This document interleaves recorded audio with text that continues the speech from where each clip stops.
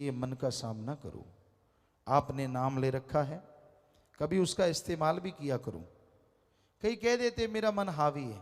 अगर मन हावी है तो सच सच बताइए, क्या आप घंटा सुबह शाम कभी सिमरन किया? नहीं किया। आधा घंटा सुबह शाम नहीं। नाम को तो तब काम में लेते हैं जब जरूरत पड़ती है। मौके का हथियार समझ रखा है। जरूरत पड़े तो निकाल लो, वरना दबा रहने दो, यहां दबा है। कई हैं मालिक के प्यारे जो रेगुलर नियमित प्रभु के नाम का सुमरण करते हैं। वो आदमी मन के काबू में नहीं आता। सुमरन में ऐसी शक्ति है, आने वाले भयानक कर्मों को काट देता।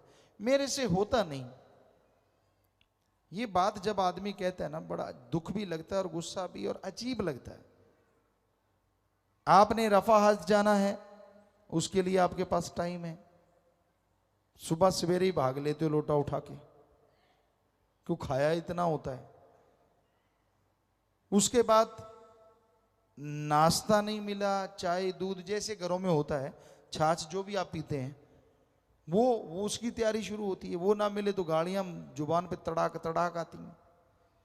फिर नहाते हैं, काम धंधा करने जाते हैं, फिर दोपहर का खाते हैं, रात का खाते हैं, सारा दिन कई तो पशुओं की तरह चरे ही जाते हैं, चरे ही जाते हैं। तब तो टाइम है, चुगली करते हैं, सिर जोड़ जोड़ के निंदा करना, बुरी बातें करना, टाइम है।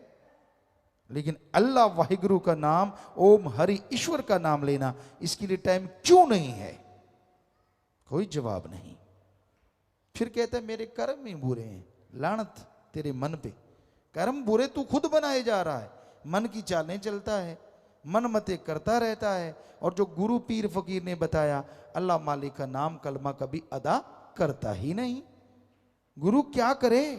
तू पशु तो है नहीं जो सांकड़ बांध के खूंटे पे बांध के छोड़ दे कि हिल के दिखा, फिर तो मानी बात। हर कोई मर्जी का मालिक है। कौन किस टाइम क्या कर रहा है कुछ कहा नहीं जा सकता, क्योंकि मन हावी है इस कलयुग में। मन इंद्रियां शैतान का रूप धारण करे बैठी हैं। इंसान पल में बिदक जाता है। पैसा आ गया जेब में, सारे आदमी कीड़े मकोड़े लगने लगते हैं। खूबसूरती आ गई, सारे कुरूप लगने लगते हैं।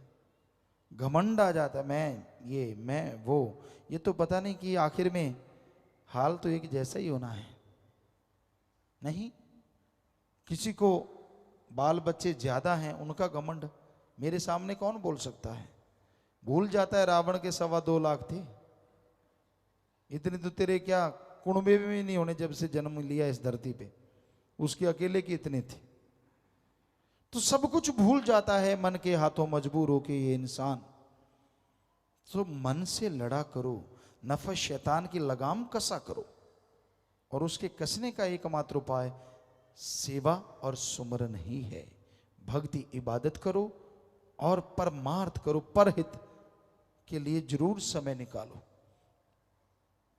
आप कितने भी गरीब मजबूर हैं, पर इतने नहीं कि आपको रोटी नहीं मिलती। अगर आपको रोटी मिल रही है तो आप परमार्थ भी कर सकते हैं। हो सकता है मालिक उस रोटी में ऐसी बरकत डाल दे कि आप दूसरों को रोटी खिलाने वाले बन जाएं। क्या मालूम, क्या पता किस कर्म के पीछे कौन सा रहमत छुपी पड़ी है, किस कर्म के पीछे क्या कृपा होनी है। आप तो कर्म जोगी बनो, आप मेहनत करने वाले बनो। तो इंसान को कर्म जोगी मेहनत करते रहना चाहिए, सुमरन करते रहना चाहिए, सबका भला मांगना और करते रहना चाहिए, तो मालिक उसका भला जरूर कर देते हैं। किसी को चिंता बाल बच्चों की, किसी को जायदाद की, किसी को तन की, किसी को किसी की चिंता। और जो मालिक और मालिक के औलाद की चिंता करते हैं, मालिक उन्हें रहमो करम से माला माल कर देते हैं, अंदर बाहर से भर देते हैं। मालिक की चिंता कैसे? चिंतन, उसके नाम का चिंतन। जैसे मूसा की आपको बात सुनाया करते हैं, गडरिया कितनी चिंता कर रहा था अल्लाह की। अल्लाह तू बीमार हो, मैं भेड़ बकरियों का दूध पिलाऊं, मैं तेरे पे ऊन की चद्दर उड़ाऊं, मैं तेरे पाँव दबाऊं। अब अल्लाह, आप अगर सोचिए अकल वाला कोई ऐसा सोचे, वो सोचे यार ये कैसे, जैसे